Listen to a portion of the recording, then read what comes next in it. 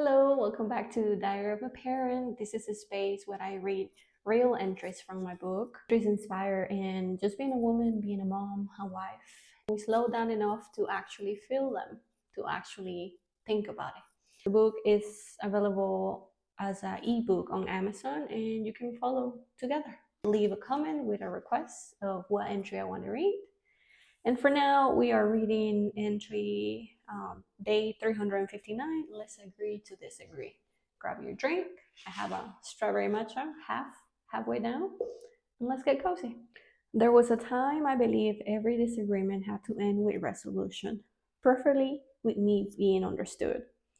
But I have learned that understanding is a two-way bridge, and some people refuse to build their side. So now I find peace in the phrase, let's agree to disagree. Not with sarcasm, not with bitterness, but with clarity. Because there are people who don't want a conversation, they want to win.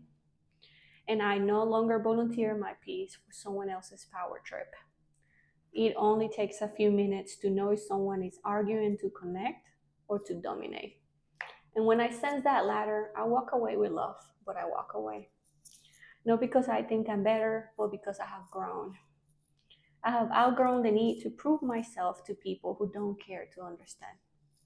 That doesn't mean I shut my heart off. In every disagreement, I still try to listen with soft eyes and a curious mind.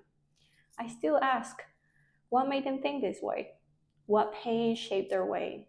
What story are they telling themselves? And sometimes I find the answer, but many times I realize they are not asking those questions about me. They are not open to seeing my side, because seeing it will mean rethinking everything. And that's terrifying for someone whose identity is being always being right.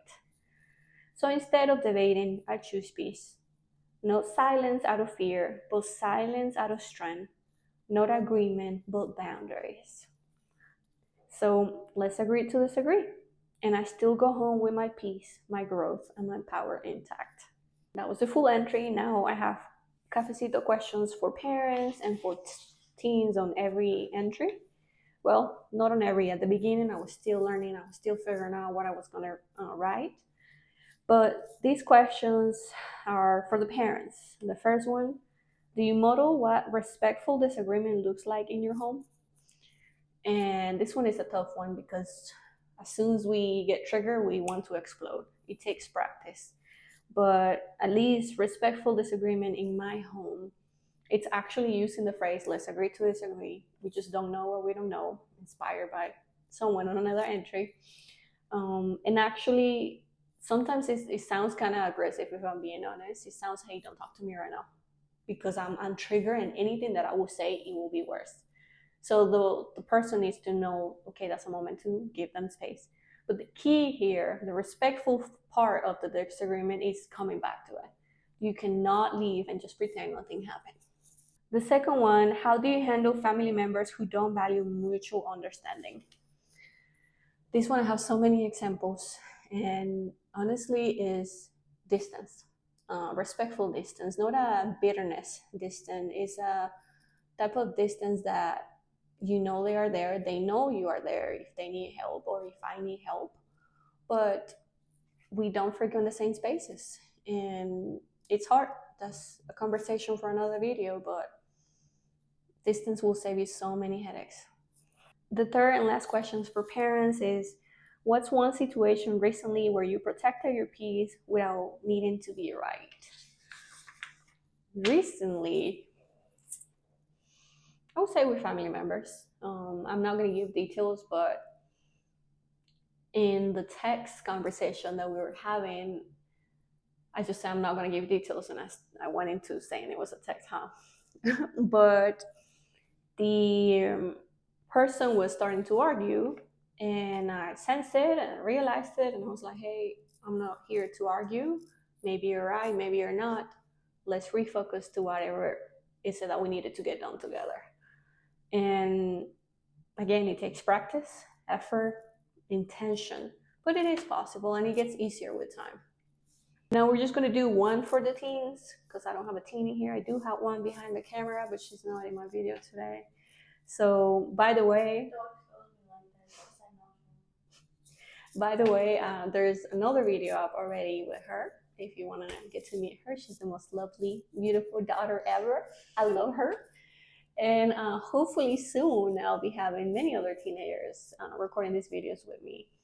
That's not set on stone, so we'll see, but I'm very excited for it. One question for teens.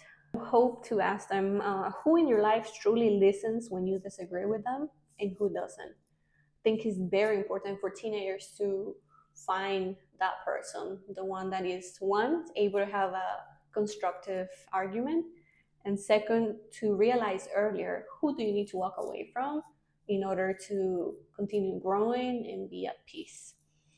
The other two, I'm going to leave it for you all to pick, for you all to read. But that was today's video. I hope you enjoy it. Thank you for being with me. I'm going to go ahead and finish my drink. And as always, like, share, comment. Thank you for my 2 or 3 subscribers I have right now.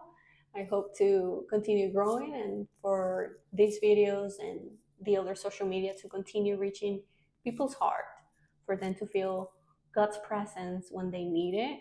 Because all of these, the goal is for you to grow closer with your family, go closer with the relationship that you have with God, or maybe you don't have one, just to be curious about it and to bring us together. That's all I ask. Thank you.